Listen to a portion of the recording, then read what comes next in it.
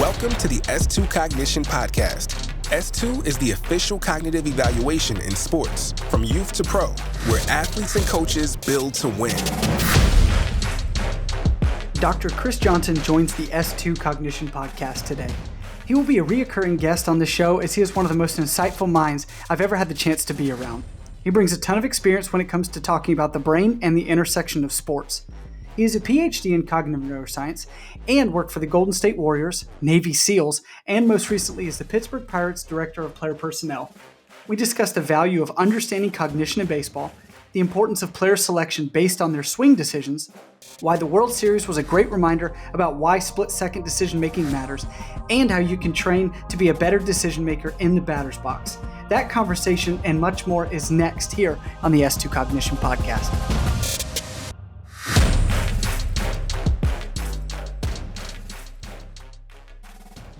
Chris, I want to warmly welcome you on the S2 Cognition podcast. We look forward to have you on more as we go throughout the year. Today we're going to focus on the mental side of baseball, the components of baseball, specifically looking at cognition as it relates to baseball. So I know you've worked with the Warriors, right before their dynasty run. You worked with Navy SEALs and observing stress, and most recently as the Pittsburgh Pirates Director of Player Personnel. So how have you observed cognition showing up in baseball? So it's really the focus on the brain and how the brain takes in information. So the brain is the central organ of adaptation. And the tough part about it is we can't see it. And if you look at how sports in general over the last 100 years have really been dominated by physiology. It's all the big discoveries have been in physiology. If you look at the combines, what's being assessed is largely physical. And that's in part because cognition it's difficult to understand and it's really hard to see. But over the last 20 years or so, maybe 30, some of the advancements in cognitive neuroscience have allowed us a peek into how the brain is actually functioning. And so to give you another example, and really this is how I came to link up with S2, is most of the ways to assess function have been geared toward looking at people who have impairments. And by impairments, we mean either a disease, some neurodegenerative process, or a lesion, or an injury. And the tests were designed to be sensitive to those impairments. So how do we test people who are really high functioning? And that's how I got started in this field. I worked with a group of really talented neuroscientists at Yale who, instead of looking at disease, they wanted to look at people who were high functioning. And so they would study special operations forces or unique athletes who, for all intents and purposes, should have some problems, whether that's exposure to stress or trauma or injury. But for some reason, they do really well. And we wanted to look at the neurobiology of that, some of the structure and function of the brains of those individuals, and what were the common mechanisms that allowed them to adapt. So that logically led to some of the work we did with the Naval Special Warfare. And in particular, we wanted to find guys who could see fast.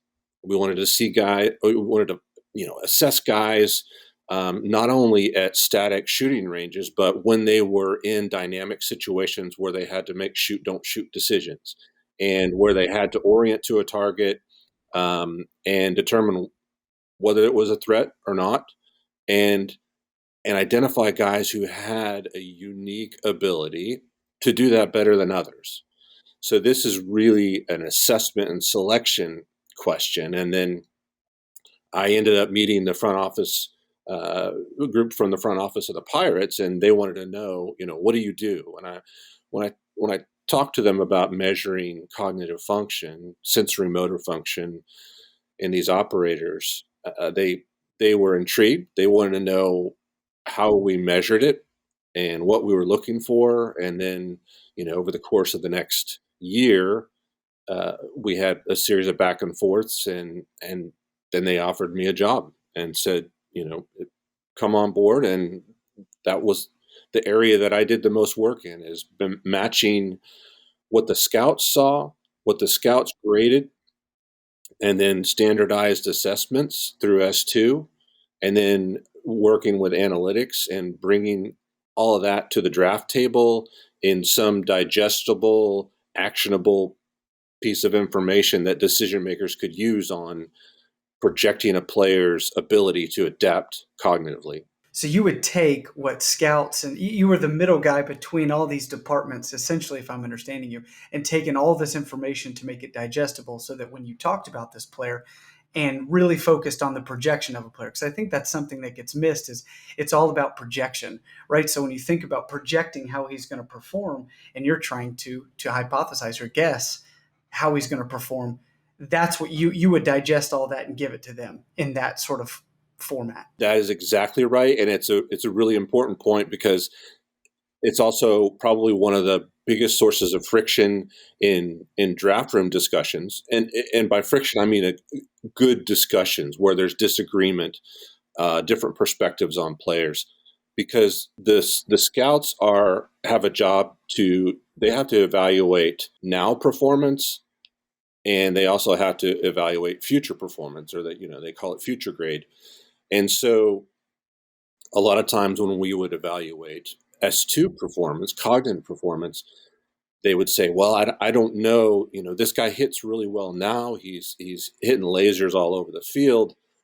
You're telling me that his S2 score isn't that great. I don't see it. And so that would bring the conversation back to conceptualizing cognition as a capability and a capacity, not now performance. And some of the analysis that we've been, doing and looking at player performance and development over the last 5 years, guys that we have pre-draft and we've seen them advance through the minors up to the majors, we can see clear differences in how quickly these guys develop. And the fascinating aspect of this is the biggest differences that we see are showing up at the major league level. So there might not even, those differences in performance might not even show up at the minor league level. But once they're exposed to major league stuff, those differences in cognitive functioning really play out. Chris, you make a point that we often emphasize. You're evaluating talent against an inferior level of competition. And it's interesting because some of the physical tools you were talking about earlier, some of the physiological capabilities can carry the day at the lower levels. They're bigger, faster, stronger. The complexity of pitches, the movement of pitches is not quite the same. And when you're talking about these split-second cognitive skills, we're talking about millisecond level advantages and disadvantages that become most visible as the demands and the complexity of performance is at its highest. And so that's exactly right. You get to the major league level, that's when you need every millisecond level advantage, and that's when you're going to be exposed if you have some disadvantages. That's right. We've got data now over the past 5-6 years to show top draft picks. I mean, we're talking amateur talent at the far right-hand side of the distribution, and even within that group, there's enough variance where some of these guys don't have a great S2 profile. And what we're seeing without question is a clear pattern. They might get promoted, but they don't stay, or they struggle more and get sent back down when they bounce back and forth. At the same time, we're seeing guys that maybe are second or third tier draft guys, but their S2 scores are very good, and they are outperforming expectations. So here's the other aspect of this, and that is, I think it's important to highlight what cognitive functioning really doesn't predict. In the world of cognitive analysis, we call this a pertinent negative. So tell me what you see, and it's also just as important to say what you don't see. And with cognitive functioning, cognitive functioning doesn't account for athleticism. It also doesn't account for strength. And so, we these cognitive assessments don't predict as well things like power or athleticism. So, you could have somebody with an elite S2 profile that might not have any business playing baseball or might not have much of a future. But, and that has to do largely with whether or not they have the body to perform at that level, or whether they have the strength. And so that's a oversimplified example, but and we're seeing those numbers, and I think what's affirming in that is, we're not suggesting that S2 accounts for everything, but in an industry where everyone's looking at the same numbers, everyone's trying to eke out an advantage in the margins, what we're getting at is what I talked about in the intro, and that is we're able to start seeing things that people don't normally see. And in terms of capacity, that's really valuable. So, when I was with the Pirates, we really emphasized, finding, we called it finding value before the rest of the industry does. And for smaller payroll teams, that's really important. And if you're looking at the same numbers that everybody else is, it's really tough to find value before everybody does. And the way baseball now typically analyzes things, again, this is a generalization, but there's a hesitancy to measure and put stock in things that you can't see. And so if it's in your face and you're watching it, it's really hard to ignore. If a guy's hitting 480-foot bombs during batting practice, that's really hard to ignore. But we know that that's not the best predictor, but if you're talking about, well, we want to know how well this guy's going to hit curveballs at the major league level. So baseball will look at how well he hits curveballs, which, predictably, that is a smart thing to do, but there's some big sources of information that are not seen typically, and cognitive function is just one way to get an additional predictor into how they're going to do. Absolutely fascinating. I want to stay on the trend that you're talking about, some of these findings that you've been able to look at, right? When you talk about the cognitive function, the swing and miss stuff. I don't know. I'd love to hear any other findings that you're seeing that relates to cognition and what it looks like for major league versus minor league level players. Yeah, so one of the big ones is time perception, and I'm just from a research perspective, before I started working in sports, I was with a group in San Diego where we were looking at how does the brain actually function in individuals who are already elite. So we looked at special operations or elite adventure racers, and we found regions of the brain responsible for connection and communication with the rest of the body. It functioned differently in these people. They had a different sense of time and their ability to sense time, perceive time. So, one example, elite adventure racers, they had a better understanding of what their heart rate was or their ability to feel what's going on in their body. And that's just one example of where you see it. So what would an advantage in time perception look like for baseball? Well, ask any hitting coach and they'll tell you hitting's about timing. Ask any pitching coach and they'll tell you your primary job is to disrupt timing. So we know enough about the brain's time perception abilities where we can measure it. And that's, a couple of the S2 factors measure that. There's rhythm control, there's timing control, there's a little bit in that with perception speed. So we see that with guys who are able to adjust from fastball to changeup or fastball to breaking pitch. To give you an example, guys with lower S2 scores, they have a higher percentage of strikeouts with breaking pitches. And that is just, evidence of they have a little more difficulty shifting back and forth between, fastballs and things that are nonlinear and variable in time. And so it makes sense.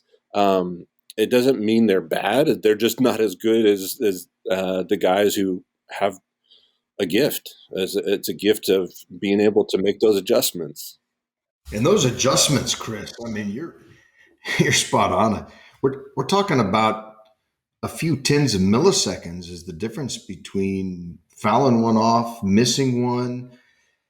I mean, 51 thousandths of a second, and you're way out in front. The bat's not gonna make contact. And that timing control measure you just referenced across several different analytic efforts we've conducted is a predictor of swing and miss, and it makes sense.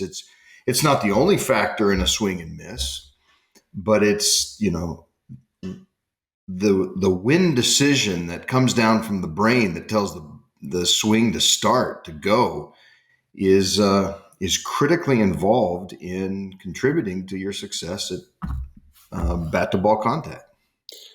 No question. And I think the win decision, I like that. And you're talking about the WHEN, not the WIN, but the related. That's right. That's right. That's right. Thanks for that clarification. That's important. So and I think most people are intrigued by this topic. I mean, neuroscience and brain science in general, most people find fascinating, but to give you an idea of some of the complexity that is really just amazing. So, and Scott, you know this. I mean, it's when the brain perceives information, it's going through a series of question and answer, like when. So when a batter's in the box and he's looking at a pitch and it's coming, the brain says, okay, what is this? What am I seeing? So there's a recognition aspect of this. Yeah. Yeah. And then you draw in some working memory and it says, okay, where have I seen this before? What history in my, dictionary of pitches can I draw from and say, this looks like that? And then it says, what happened the last time I saw that? And that's happening in about 300 milliseconds. So it really is amazing. Yeah, yeah. And inserted into that is, I recognize this pitch. I reconcile that with my memory dictionary. Yeah. Where's it going to go? Because you have to know where it is in order to apply the bat at the right path to achieve contact. It's a spatial temporal decision. The when and the where are computed on the basis of exactly what you just described. And worth underscoring, a lot of people don't understand, we're not talking about vision. Yeah. Vision really stops the minute those light waves leave the retina and it goes into the brain. That's where perception starts. So once you move from sensation, which is vision or visual acuity or clarity, and you get into perception, then it's all the brain. And that's really where the differences are. And you guys you alluded to it, but I really want to stay on it because you talked about when an elite player understands his or her timing, right? They have this great sense of timing. Can we talk about the zone and what it feels like when an athlete is in the zone? I really want to stick to this. An elite athlete, when he or her is in, they're feeling it, everything slows down. I'd love CJ, Scott, both you guys to kind of deconstruct that and then reconstruct what our understanding is about the zone. A couple of sort of foundational pieces when we talk about this. And so we're not talking about to clarify, we're not talking about the strike zone, but related, uh, being in the zone would have something to do with your feel for what the strike zone is, and some of that is you have to adjust based on what the umpire is calling. So that said, the lack of awareness that you have is actually a benefit, and so baseball is such a grind, a daily grind, and self-discipline. But when it comes to those moments where you're talking about being at peak performance, it's really not a try harder issue. It is a relax issue. The best analogy I have seen is if you've ever turned on your faucet at the sink full blast and seen sort of the foamy spray that comes out. If you back it off just a little bit, then you're going to get a crystal clear cylinder without any disruption in it that comes out, and that is flow. And again, this is part art, part science now. You know, people have been trying to study flow and for a long time, and I would say if you try to get into it, you're probably not in it. And the guys who, after they're done, performing, they're not analyzing their performance. They are performing. Probably the most impressive thing I've ever seen was Klay Thompson's 37 points in one quarter. And, you ask him, okay, man, what, over the course of 12 minutes. So this wasn't an instant of Right. peak performance. This was over 12 minutes. What was going through your mind? And you get the classic, I don't know. I wasn't in my mind. I'm not thinking about it. And so there's probably a variety of tools that people try and use. But it's that ability to adjust to what we call perturbations or disruptions and not judge or evaluate how you're doing it or how you're doing. Yeah, we could talk about this for a while because I think there's a lot of concepts about the zone that are pretty interesting, right? Because can you be in the zone and perform poorly? I don't think anybody would say, man, I was in the zone, but I was missing every shot or I was striking. So, by definition, the zone means your performance is leading to positive outcomes, successful outcomes. And so can you be out of the zone and still have success or positive outcomes? I mean, it gets a little dicey, and some of the definitions start to bump into each other a little bit. I've also heard the zone, hey, you can't think. And that's, and it used to be maybe 10, 15 years ago. Oh, you can't use your frontal lobes. You can't use your executive systems. And you got to use your very rudimentary basic processing systems. And that always never made sense to me because you can't just turn off parts of your brain like a light switch. Now, certainly there's circuits in the brain that come on and off and with different situations, but it is the way in the zone that perhaps athletes are configuring their system, right? And so they're not overly utilizing and engaging these control systems that are micromanaging their movements, their actions, overthinking situations. So there is something to be said about, we've asked this question, hey, when you're at your best, like you ask Clay, you ask golfers, when you're shooting your best, what are you thinking about? And it's either that, I'm not sure, or what I've often heard is, man, I just see it and I do it. And so they're focusing on the effect of their action. It's like there's no interference from overthinking things or introducing or interjecting these extra thoughts or extra control processes. They're just letting their behavior be governed by some of these automatic processes, but they're still able to adjust. Yes. And be flexible. And to use the term CJ you used, they're adapting. Klay Thompson just didn't have open shots when he was adapting and adjusting, and guys were getting in his face and trying to disrupt that, but he was able to maintain some level of control and flexibility.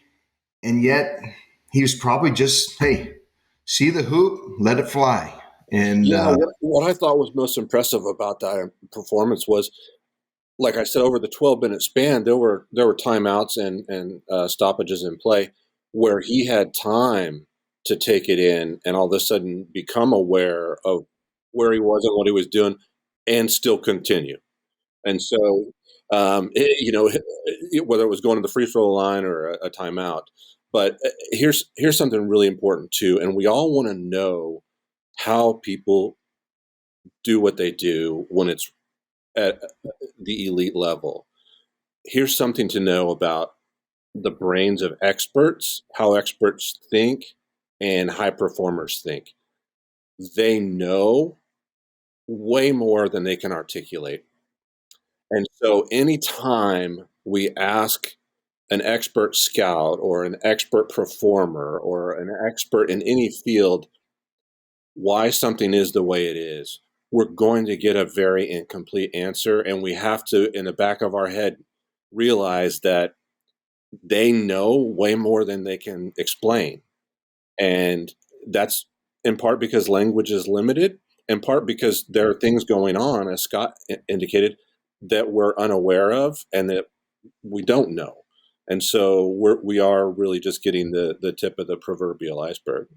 Some of these processes are happening so fast, the human brain does not have direct access to these processes. That's what you're talking about. And so we can't articulate things that we can't, like, I don't know when my reactions are 12 milliseconds slower or faster than the one before. I mean, it's too fast. We don't have a monitor that capable of picking up those little subtle, but when you feel it when you're a tick early or a tick late on that fastball that's coming at you.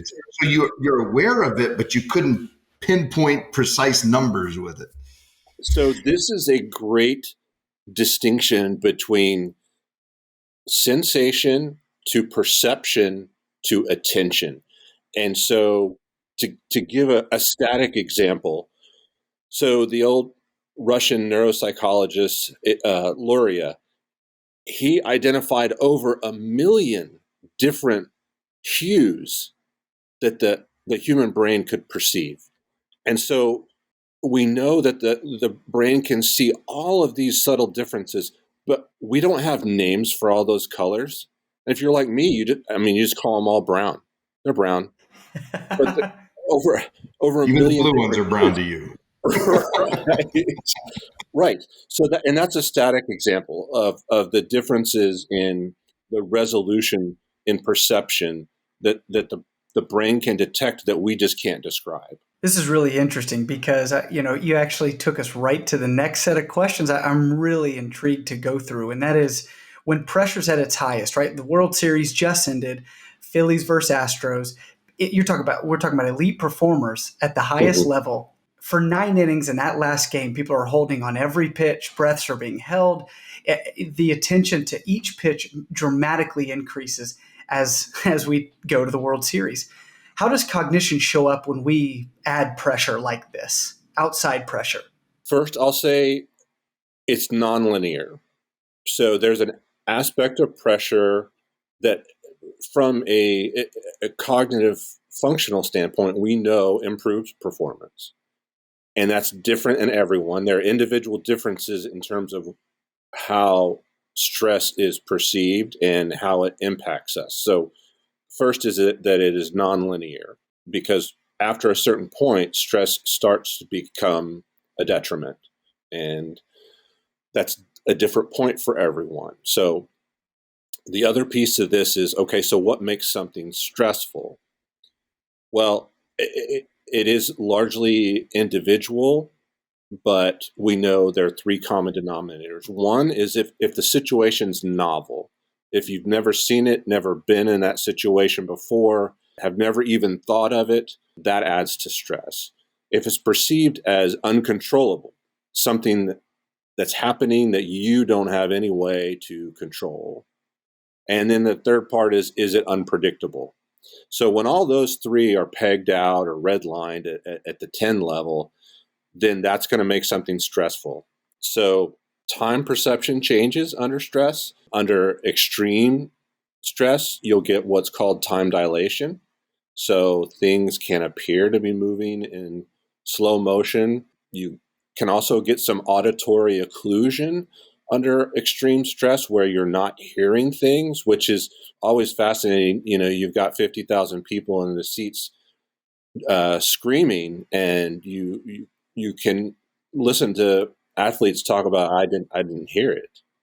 I didn't hear any of it. And that under that degree of stress, there is some occlusion of that sensation. You also get some visual narrowing. Your attention and focus can get dialed in. So that can help performance. Where it hinders it is if you become tense and your decision making becomes automatic and you tend to make decisions quickly or instinctively, and your ability to adjust goes downhill pretty quickly. And that's not to get into a whole, neurophysiology lecture, but there are a series of hormones that are neurotransmitters that are released that have a particularly unique effect on the front part of the brain, the frontal lobe, and those are called catecholamines, and they have a differential effect on your ability to attend and select and switch and sustain attention. When I hear that, and Scott, I want to throw this to you because this is fascinating. So let's take our task, right? One of the measures we measure in baseball is impulse control. When you're adding all of these things, pressure, whatever pressures you want to add them in the stress categories, what happens to that impulse control as the pressures build, Scott? Yeah, I think Chris actually identified kind of some of the underlying processes. So let's first kind of define what we're talking about here. So let's take it from the standpoint of a hitter. Every pitch out of the hand, unless you're 3-0 count and you're taken before the pitch even is released, every pitch out of the hand creates an impulse to swing. As Chris described earlier, as soon as that, even before the ball is released, but certainly as soon as the ball is released, the brain is picking up, the eyes are picking up details, transmitting it to the brain. The brain's trying to recognize, what pitch is this?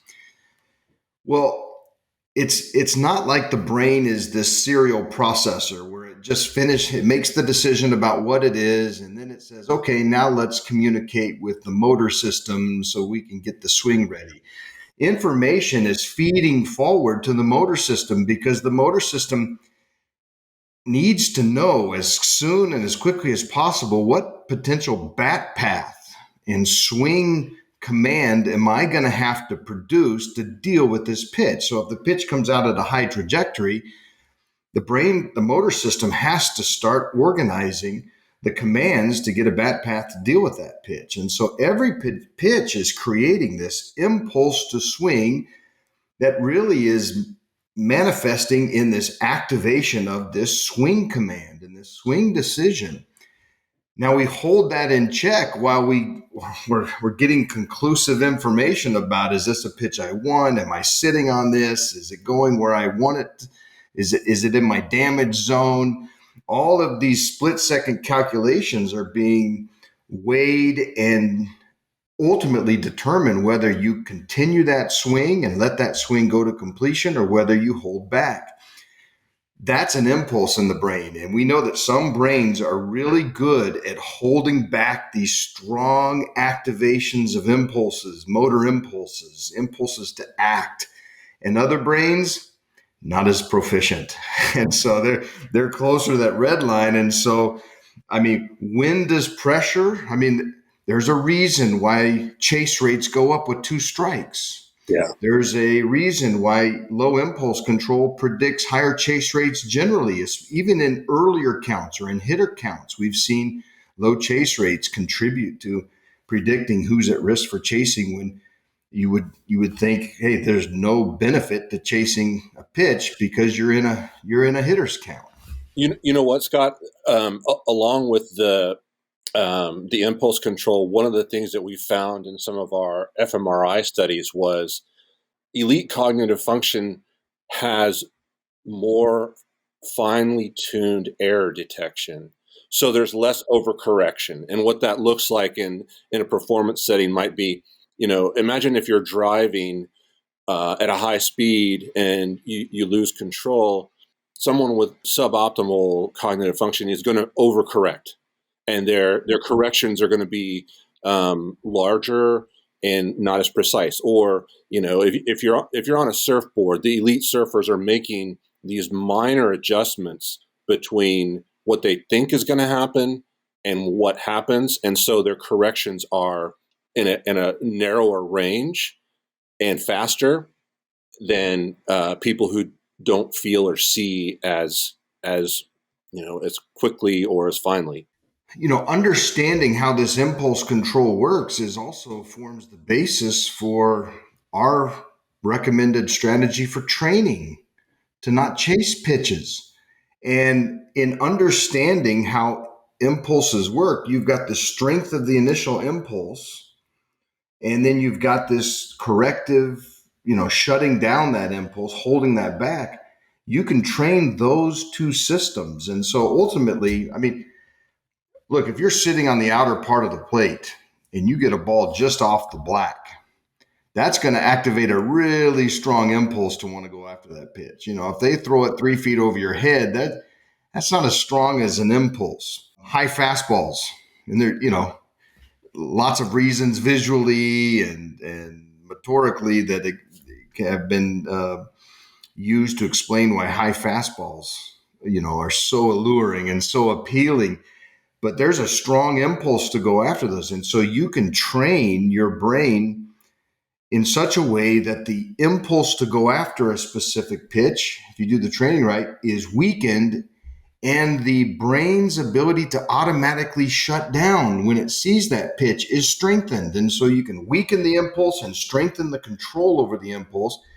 And that is exactly what our S2 training, using these tried and true cognitive principles. And we don't train, Chris, I love your comment. We don't train taking. We don't train laying off and shutting down on pitches. We train go, go, go, swing, swing, swing.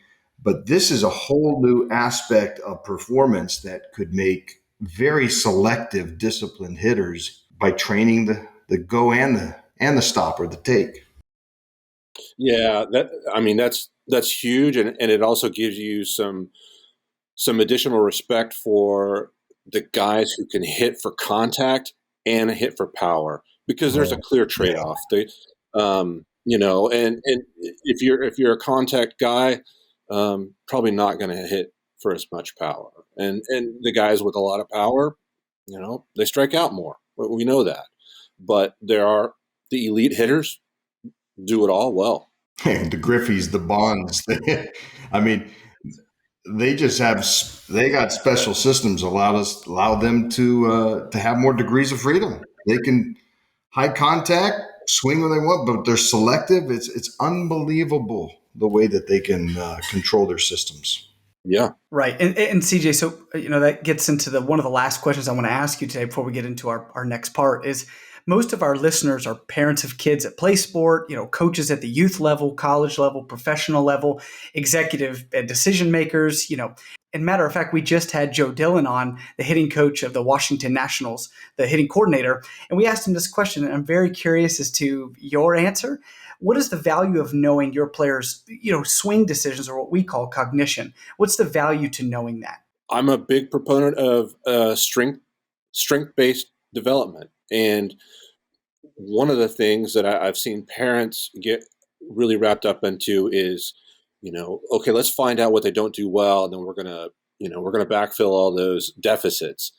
And conceptually it makes sense, but there's a motivational component to this, especially with developing kids, that if they're not enjoying it, then at an early age, you're really working against yourself. And so strength-based training is a great way to utilize what an S2 profile might give you. And that is, what do I do well?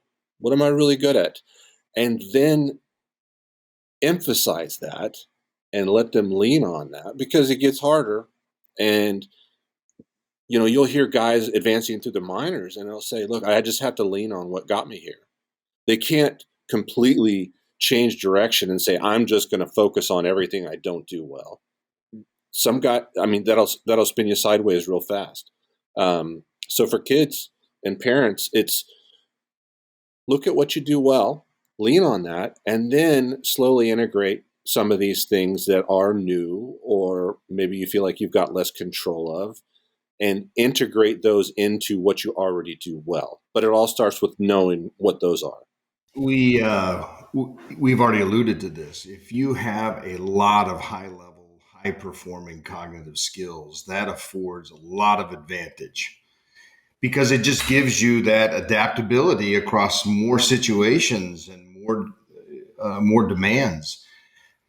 But Chris, I'm curious, there's going to be cognitive styles just like there's physical styles. And learning what kind of your strengths and weaknesses at a younger age and the kind of hitter you should be and are probably going to struggle to be if you keep training that way. Tell us a little bit about how you think cognitive styles can help shape and help young athletes take a path that's going to lead to better success. I go back to what is the intrinsic motivation for playing the game and training. I spent a lot of time with Clint Hurdle, and he always wanted to know, why is this guy playing?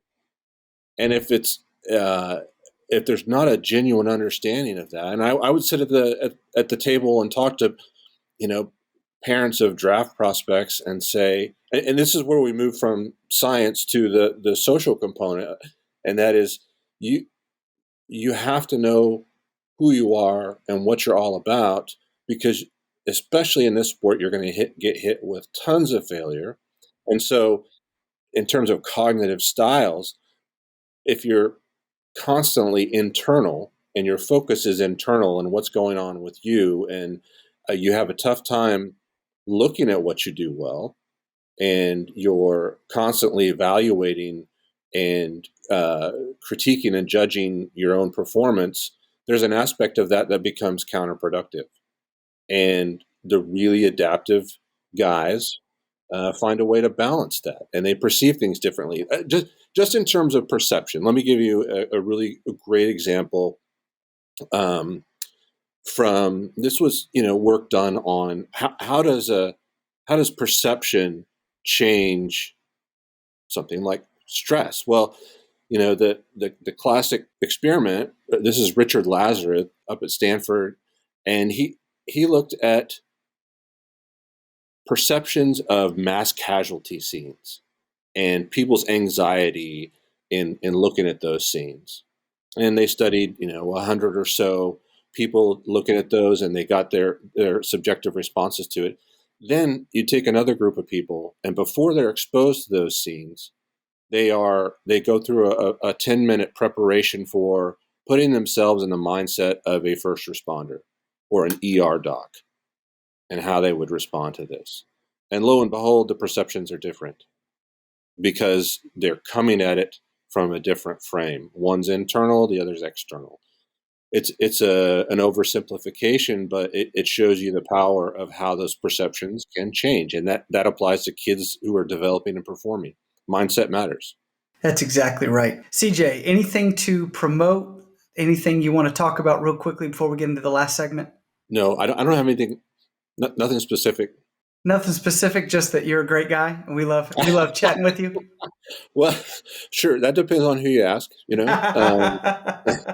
I'd love to dive into it a later time, Clay getting into that zone. That was so fun to explore. The next piece of this that we do at the end of the podcast is 3 random and funny questions that will have absolutely nothing to do with what we just spent 45 minutes talking about. Are you ready? Okay. Yeah. Okay. Go. What is the most ridiculous fact that you know? And being a doctor, I'm sure there are plenty. The most ridiculous fact. Okay. So if you made a scale model of the solar system, and you made an orange to represent the Earth, a grape would then be the moon, and the sun would be twice the size what the Earth is now. Oh, that's the my relationship. gosh. So it is you take an orange to something twice the size of the Earth. That's the same relationship as the Earth to the sun. Holy cow. I'm a visual Yeah. person, so you just really, I'd say that's ridiculous, and you That lost is me a a solar ridiculous fact. system, but man, that's pretty wild. Holy cow. I'd say probably the good dad joke that follows that is, Oh, no. did you know that the seventh planet in our solar system is a gas giant?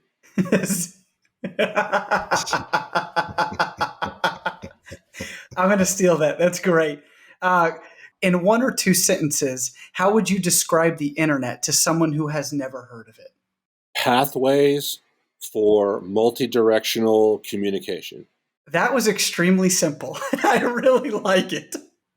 Yeah, so it's actually a model that is running somewhere in the back of my mind all the time. One of the big discoveries we've had in neuroscience within the last 15 years is moving from a concept of the brain and cognition that is based on regional specificity in the brain.